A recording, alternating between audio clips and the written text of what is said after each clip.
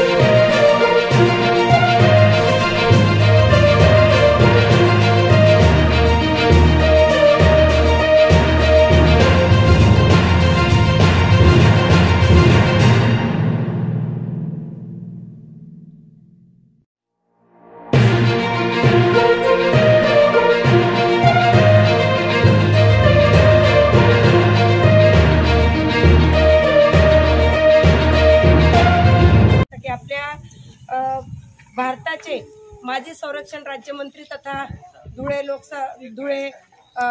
लोकसभा सभेचे खासदार आणि आपले सगळ्यांचे लोकप्रिय खासदार माननीय डॉक्टर बाबासाहेब सुभाषजी भामरेजी, त्याचप्रमाणे बाबासाहेब माजी धुळे शहराचे आमदार माजी राजवर्धनजी कदम मांडे साहेब, त्याचप्रमाणे आपल्या धुळे महानगराचे भारतीय जनता पार्टीचे नवनियुक्त नाही म्हणता येणार आता अध्यक्ष, विद्यमान अध्यक्ष माझे मोठे बंधू गजूभाऊ अंपडकर, त्याचप्रमाणे आपले धुळे ग्रामीणचे विधानसभा प्रमुख तथा जिल्हा परिषद सदस्य माझे मोठे बंधू रामभाऊ भदाणे, त्याचप्रमाणे आपल्या बलवाडीचे माझे सहकारी बंधू नगरसेवक नरेशप्पा चौधरी, रंगनाथदादा ठाकरे, त्याचप्रमाणे गोपीचंद नाना पाटील, आकाशभाऊ परदेशी, येवले भाऊ, अण्णासाहेब भामरे आणि गोविंदभाऊ चौधरी, बिजू नाना देवरे, सर्वच राहिले असतील नावं मी माफी मागते. जे मोठी मोठी कामं असतात आपण बाबासाहेबांकडनं छोटी अपेक्षा आपण करूच नाही, कारण बाबासाहेब मोठीच कामं करतात. मग सुलवाडी जामफळ प्रकल्प पाण्याचा प्रश्न असेल, आता दर तिसऱ्या दिवसात बाबासाहेब आमच्याकडे पाणी येते, ही आपली देण आहे. आपण पाणी देण्याची पहिले 10-12 दिवसात पाणी यायचं, परंतु आज आम्ही ठरवलं तर एका दिवसाआड किंवा रोजही पाणी देऊ शकतो. परंतु जनतेची मागणी अशी आहे बाबासाहेब की पाण्याचा दुरुपयोग होतोय, पाणी वाया जाते आणि म्हणून सगळ्यांना पाण्याची काळजी म्हणून आम्ही दर 3 दिवसांनी आपल्याला पाणी देत आहोत बाबासाहेब. त्याचप्रमाणे रेल्वे बघा, आता एवढी रोजगार वाढलेला आहे, बेरोजगारी वाढलेली आहे आणि त्याच्यामुळे क्राईम जास्त वाढलेला आहे. तर याला कारण असे की तरुणांच्या हाताला काम नाही आणि तरुणांच्या हाताला काम तेव्हाच मिळतं जेव्हा दळणवळणाची साधनं होतात आणि दळणवळणाची साधनं झाल्यानंतर जेव्हा मोठमोठ्या कंपन्या येतात आणि ते तेव्हाच येतात जेव्हा रेल्वे येते. आणि हे रेल्वे आपल्याला ते स्वप्न जे आहे, रेल्वे आपल्या धुळे शहरात येण्याचे जे स्वप्न आहे ते आपले सगळ्यांचे लाडके खासदार माननीय बाबासाहेब सुभाषजी भामरे यांनी पूर्ण केलेलं आहे. पहिल्या टप्प्याचं काम सुरू केलेलं आहे आणि जेव्हा पूर्णपणे काम झाल्यानंतर जेव्हा रेल्वे लाईन सुरू होणार आहे तेव्हा निश्चितच मोठ्या मोठ्या कंपन्या आपल्या धुळे शहराला देखील लाभणार आहेत आणि जेणेकरून आपल्या तरुणाईला हाताला काम मिळणार आहे. खूप सारी कामं आहेत आणि मोठी कामं आहेत आणि पुन्हा आपल्याला स्वप्न साकार करायचं असेल तर मला असं वाटतं बाबासाहेबांशिवाय पर्याय नाही. आणि हे आपल्या बाबासाहेब आपल्याला त्यांच्या बोलण्यामध्ये आपल्याला सांगतीलच. मी जास्त अधिक जमलेले होते, त्यांच्या प्रमुख उपस्थितीत हे लोकार्पण होत आहे. या शहराचे 3 वेळा आमदारकी भूषवलेले आणि जिल्हा बँकेचे चेअरमन आदरणीय माननीय राजवर्धनजी कदम मांडे साहेब, त्याचप्रमाणे या महानगराचे भारतीय जनता पक्षाचे अध्यक्ष गजेंद्र भाऊ अंपळकर, धुळे ग्रामीणचे विधानसभा प्रमुख आदरणीय युवा नेतृत्व आदरणीय रामदादा भदाणे, आमचे 4 नगरसेवक आकाश परदेशी, गोपीचंद नाना, यशवंतजी येवलेकर आणि आमचे साक्री तालुक्यातील धामेरचे रहिवासी आदरणीय संजयजी पाटील. आपण ऐकत आलेलो आहे प्रत्येक यशस्वी पुरुषामागे यशस्वी स्त्री असते. इथं उलट आहे, इथे यशस्वी स्त्रीच्या मागे यशस्वी पुरुष आहे.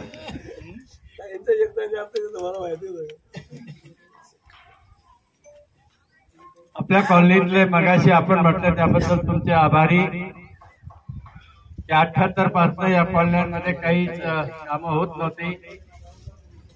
भारतीय जनता पक्षाच्या हातात आपण पालिका दिली आणि भारतीय जनता पक्षाच्या माध्यमातून या प्रभाग नंबर 1 मधले आमचे 4 नगरसेवक आम्हाला अतिशय जोरात आहेत. तुम्ही त्यांना स्वस्थ बसू देत नाही, ते आम्हाला स्वस्थ बसू देत नाही आणि मोठ्या प्रमाणात आपण महापालिकेच्या माध्यमातून निधी आणलेला आहे. आता 20 कोटीचे काम आहे. आपल्या माहितीसाठी सांगतो, हे जे 11 खेडे आहेत, आता वलवाडीला खेडे कसं काय म्हणायचं हे समजत नाही, 120 कॉलन्या आहेत. आता तुम्ही शहरात आलेले तर आपल्या या नवीन वस्ती ज्या शहरात आलेल्या आहेत त्यांच्या विकास आराखडा जवळजवळ 350 कोटीचा आहे आणि त्याच्यासाठी 100 कोटी मंजूर झालेले आहेत. आज पहिला 25 कोटीचा हप्ता लवकरच येईल आणि त्याच्यात या परिसराला प्राधान्य दिले जाईल. आमचे चारी नगरसेवक जे रस्ते सांगतील ते रस्ते. वंदना ताईंचे कौतुक करायचं आणि आमच्या चारी नगरसेवकांचं. जेव्हा नाल्यातनं बाबासाहेब सगळ्या बस्त्यांमध्ये पाणी शिरलं तिथे चारी नगरसेवक अगदी वंदना ताईचं महिला आहे त्या पण त्या पाण्यात उतरून लोकांना मदत करत होत्या आणि प्रयत्न करत असे आमचे नगरसेवक. नरेश अप्पा असो, गोपीचंद नाना असो, रंगा दादा, ही मंडळी सातत्याने काही ना काहीतरी प्रयत्न करत असतात. या शहराच्या सर्वांगीण विकासासाठी जे जे काही करता येईल ते करण्याचा आम्ही सातत्याने प्रयत्न केलेला आहे.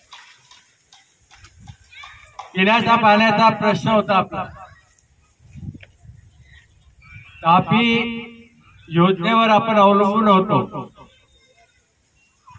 तापी आता जीर्ण झालेली आहे, ठिकठिकाणी गळती आहे. प्रत्येक ठिकाणी ती गळती बंद करायचा सातत्याने प्रयत्न होतो. तरी सुद्धा 8-8, 10-10 दिवसातनं पाणी यायचं. जेव्हा महापालिकेची निवडणूक झाली तेव्हा आम्ही तुम्हाला शब्द दिला होता की तुम्ही आमच्या ताब्यात सत्ता दिली तर पिण्याच्या पाण्याचा या शहराचा प्रश्न आम्ही सोडू. त्यावेळेस आमचे लाडके मुख्यमंत्री देवेंद्रजींच्या आशीर्वादाने 170 कोटी रुपये केंद्राची योजना मोदी साहेबांच्या हस्ते उद्घाटन केलेलं होतं. अक्कलपाड्याहून ग्रॅव्हिटीने धुळे शहराला पाणी पुरवठा करायचा ती आज योजना पूर्ण झालेली आहे. आणि म्हणून मगाशी ताईंनी सांगितल्याप्रमाणे 2 दिवसात पाणी यायला लागलंय. अनेक ठिकाणी इतक्या मोठ्या प्रमाणात पाणी येतं, गैरवापर होत आहेत अशा तक्रारी येत आहेत.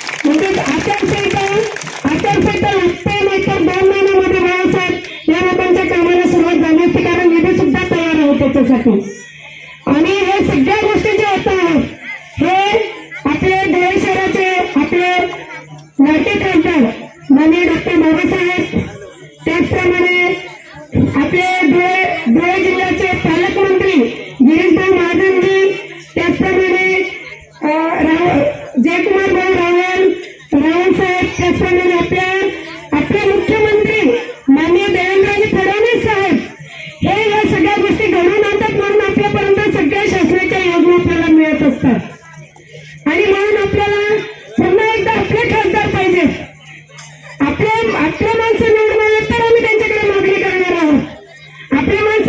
दुसरे असले तर आम्ही जाणार का तिथं?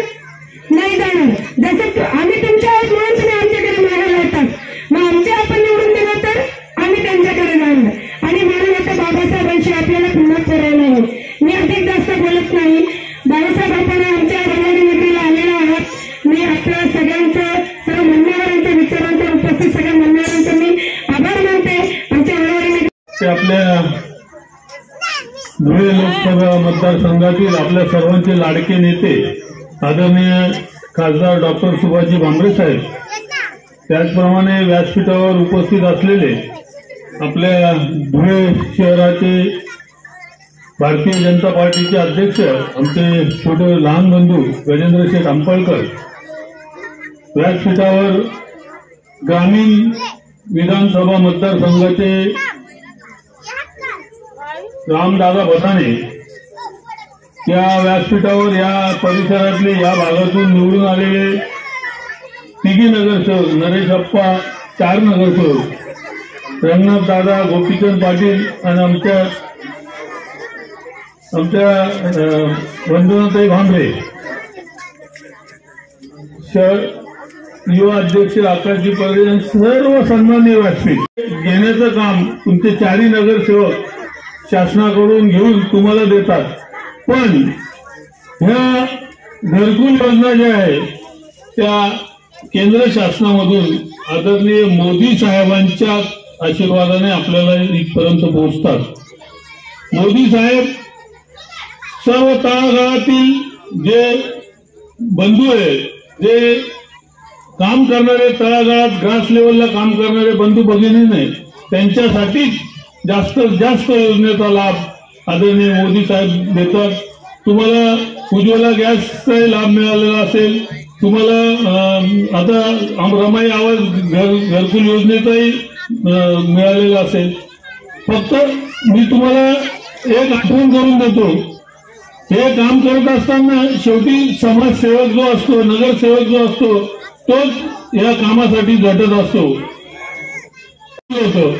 पण वंदनाताई भांबरे आणि तुमचे तिघी नगरसेवक नरेश अप्पा, रंगनाथ दादा आणि गोपीचंद पाटील यांनी तुम्हाला सर्वांना महानगरपालिकेत घेऊन आले आणि तुम्हाला सर्वांना महानगरपालिकेत घेऊन आले आणि महापौर आणि आयुक्तांच्या दालनात आणलं.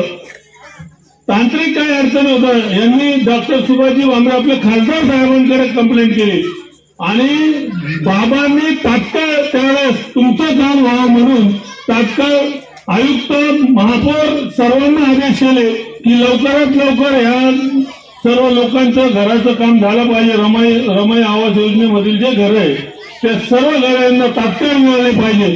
आणि त्यावेळेस तुम्हाला जो थोडासा वेळ गेला आणि बाबासाहेबांनी महाराष्ट्र शासनाकडे पाठपुरावा केला, केंद्रात पाठपुरावा केला आणि धुळे महानगरपालिकेत लवकर पैसे आणले आणि ते पैसे गेले आणि आज आपण त्या घरामध्ये सर्वजण, आज 210 घरांमध्ये आपण सर्वजण स्थायिक झालो.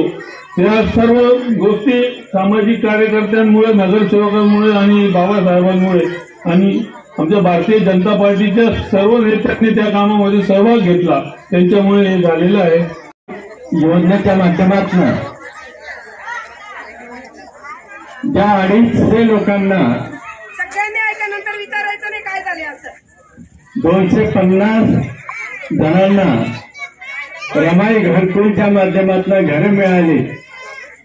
त्याच्यातले बरेचसे पूर्ण झालेत, काही अपूर्ण आहेत. आणि आमच्या नगरसेविका वंदनाताई भामरे त्यांनी सतत पालिकेमध्ये पाठपुरावा केला आणि तुम्हाला हे घर मिळवून दिले, त्याबद्दल मी त्यांचं अभिनंदन करतो.